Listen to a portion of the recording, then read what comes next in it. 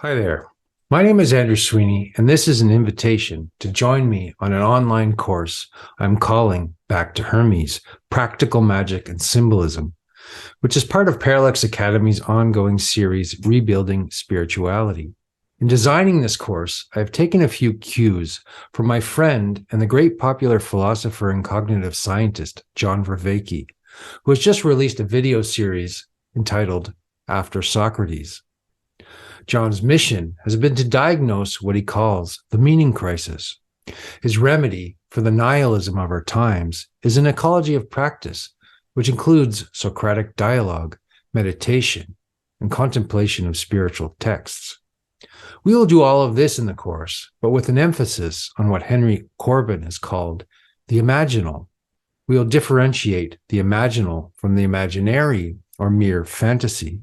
This course will be a meditation on the imagination and a critical look at how we use and are governed by symbols. Rather than drawing on Socrates or the Western philosophical canon, as John Vervaeke does, we will provocatively go back to the gods. Our central image and guiding spirit will be Hermes, and we will outline what Valentine Tomberg calls Hermetic philosophy.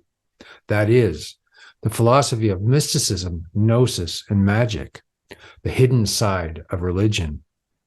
We will ask ourselves, what is true magic, gnosis, and mysticism, and what is New Age bullshit?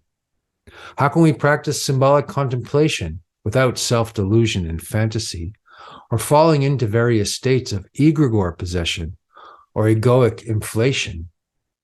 What exactly are gnosis, magic, and mysticism, and how to distinguish between them?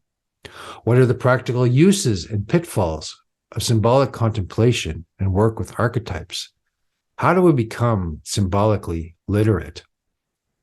About 100 years ago, Sigmund Freud and Carl Jung had a passionate argument which ended their friendship and collaboration. Freud accused Jung of promoting the dark occult tides of mysticism and magical thinking. Jung thought Freud had closed himself off from religious meaning and what he called the collective unconscious. While Freud was right to speak of the dangers of occultism, he remained a 19th century rationalist, allergic to Hermeticism. In this course, we will, like Jung, take a deep dive into the world of religious symbolism. This course will be an apology for a positive kind of magical thinking, and an argument that all rituals and creative acts, religious or otherwise, and indeed language itself, is an act of magic. This is an invitation to dive deep into the magical and dangerous world of symbolic contemplation. Hermes is the Olympian god of psychopomp, a guide for souls through the land of the dead, a trickster who speaks in riddles, and in what Tantra calls a twilight language.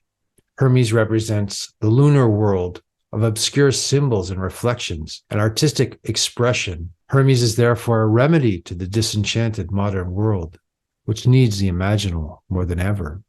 In terms of content and source material, we'll begin with Buddhist tantric symbols from the Vajrayana tradition that I have been practicing for many years.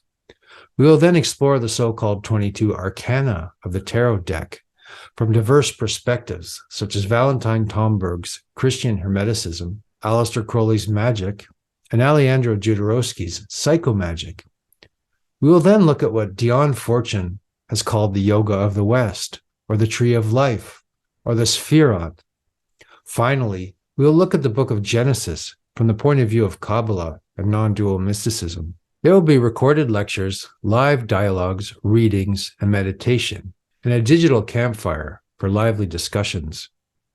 For those who subscribe to the complete package, I will offer one-to-one meaning coaching, which includes symbolic exploration, self-inquiry, and even tarot readings.